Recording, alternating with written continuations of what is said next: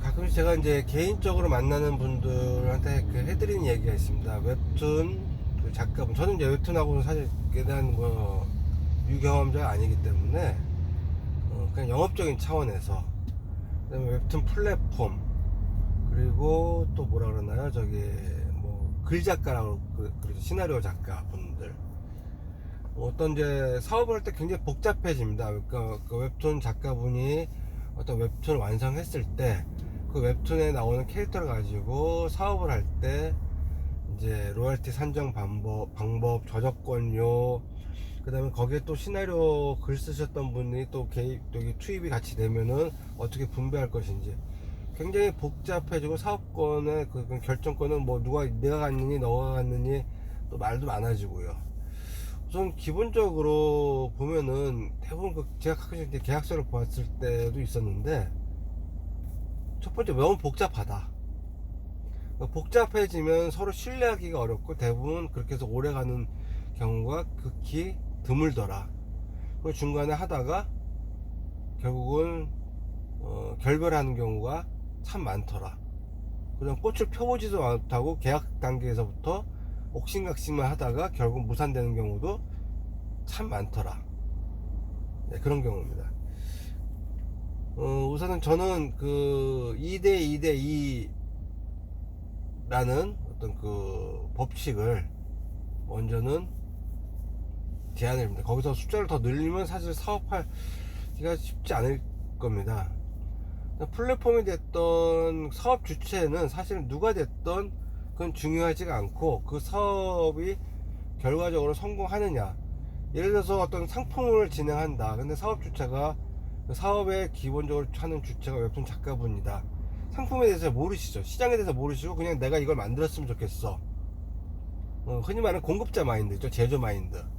만들면 안 팔리는 경우 굉장히 많죠. 작가 인지도가 너무나 높아서 피규어라든지 이런 거 만들어 놓고 한두 개씩 나갈 수 있지만, 그건 사업이라고 보기가 사실 어렵습니다. 더 볼륨을 키우고 하는 데는 분명히 한계가 있습니다.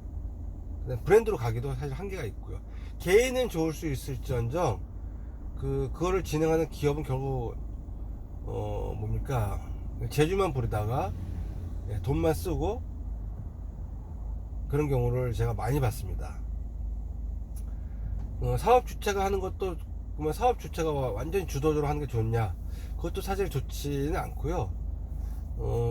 어쨌건 같이 협력해서 가되, 그런 일주일에 한 번이 됐던 2주에 한 번이 됐던 정기적인 시간을 먼저 갖는 비즈니스는 반드시 해야 된다.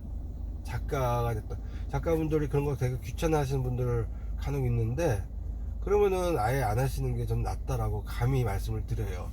비즈니스 자기의 의견을 내세우거나 그런 거는 반영이 안 되더라도 어떻게 돌아가고 있는지, 그 다음에 자기도 이런 생각이 있어요 라고, 물론 그게 틀릴 수도 있어요. 하지만 그런 것들을 사업하는 사람들이, 거기 관련되신 분들이 모여서 정기적으로 하느냐 안 하느냐에 따라서는 사업의 어떤 방향성이 굉장히 많이 달라질 겁니다.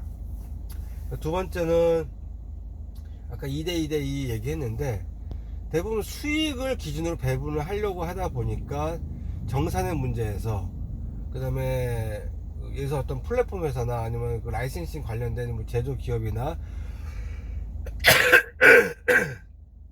유통회사에서 비용을 부풀리고 수익을 작게 만들어서 정산한다든지, 하여간 아주 치사하고 적나라한 것들이 굉장히 많습니다. 저는 그런 거 다 무시하고요. 그냥 국세청에 홈택스 있죠. 예, 세금 빼고 신고된 매출, 매출의 2%는 작가에게, 거기 글작가가 있다면은 전체 5% 내지 6% 정도, 전체 거기서 세금에서 발행된 신고된 금액에서 5%를 넘으면 사실 재미가 없고요. 거기서 동일하게 5%면 2대2대2가 아니겠죠. 약 200m 앞 30%씩 월드컵 경기장 1.5%가 조금 넘을 겁니다. 진입하세요. 그렇게 나누든지, 그렇게 해야 됩니다. 잠시 후 그럼 어떤 분이 왼쪽 이제 지하차도로 말씀을 하시겠죠. 진입하세요. 그렇게 떼어놓고 나머지는 그럼 회사가 더 가져가는 거 아니냐. 예, 맞습니다. 근데 거꾸로 한번 역을 생각해 약 보시면요. 1km 앞 왼쪽 지하차도로 시장 진입하세요. 어차피 비즈니스를 하고 사업을 할 때 작가의 입장에서는 내가 이걸 작품을 만들기 위해서 몇 년간 투입을 했어, 뭘 했어 라고 했을 때 보상의 금액이 사실은 매출에 저작권료로 지금 받고 계시는 게 맞고요. 그 다음에 기업의 입장에서는, 제가 기업 편을 드는 건 아닙니다. 기업의 입장에서는 그 사업을 하기 위해서 투입되는 자본이 굉장히 많습니다. 특히 제조업체 같은 경우 많기 때문에 수익을 나눌 경우는, 그러니까 수익에서 그걸 똑같이 만약에 나눈다, 뭐 균등하게 나눈다라고 했을 때, 아니 심지어는 뭐 7대3으로 해갖고 작가가 3, 그 다음에 업체가 3으로 저 7을 가져간다 할지라도 회사는 그 직원들부터 시작해서 거기에 대한 투입된 인원들이 많죠. 예, 그렇다 보면 결국은 파이가 공평하게 돌아가기가 어렵습니다. 물론 똑같이 나누라는 얘기는 아닙니다. 최소한 전 그게 마음에 안 든다고 했을 때는 최소한 매출을 기준으로 5%, 그게 로열티가 되는 거죠, 결국은요. 그래서 거기에 글작가와 그림작가분이 같이 투입되면 그걸 반은 나누셔서 가져가시면 되는 거고요. 나머지는 회사한테 그냥 저는 주라고 권하고 있습니다. 그러면 거기가 회사가 아니고 에이전시면 어떻게 하느냐? 그러면 그 5% 내에서 에이전시, 글작가, 그림작가 분이 저는 나누시라고 권해드리고요. 나머지는 회사에게 양보하시는 게 장기적으로 지속적으로 비즈니스 하는데 저는 좋을 거라고 약 말씀을 700m 한번 앞 드려봅니다. 왼쪽 지하차도로 절대적인 건 진입하세요. 아니니까 결정을 하시고요.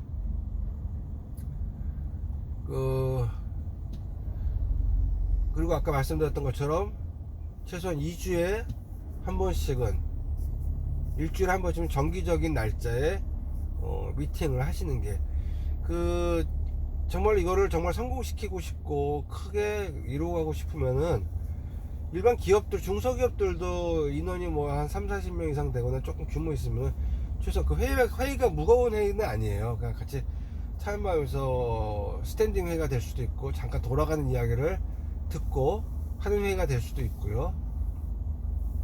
전반적으로 앞으로 가야 될 방향이라든지 최근의 동향이라든지, 물론 온라인으로 할 수도 있겠죠, 거리가 멀거나 하면은. 근데 확실히 회의라는 게 대면에서 했을 때 교감이라는 건 확실히 틀린 거는 사실입니다. 사람마다 다를 수 있겠지만 현장감과 교감이 각인되는 것들이 쌓였을 때 신뢰가 더 구축되는 것도 사실이고요. 아니면 매번 저녁 때 만나서 커피 한 잔이나 간단한 저녁 식사 하시면서 회의하셔도 상관이 없고요. 형식은 뭐 자유롭게, 대신 규칙적으로 하는 것은 반드시 저는 필요하다. 아까 말씀드린 작은 기업들도 다 그렇게 해서 여러 형태로 미팅을 합니다. 그게 축구 경기 할 때도 코치가 작전을 짜주시고 감독님이 작전을 짜주고 하지 않으면 그게 회의죠. 전략 회의하고. 운동만 하는 거 아니죠. 앞에 가서 그것처럼 꼭 하시라 말씀을 드리겠습니다.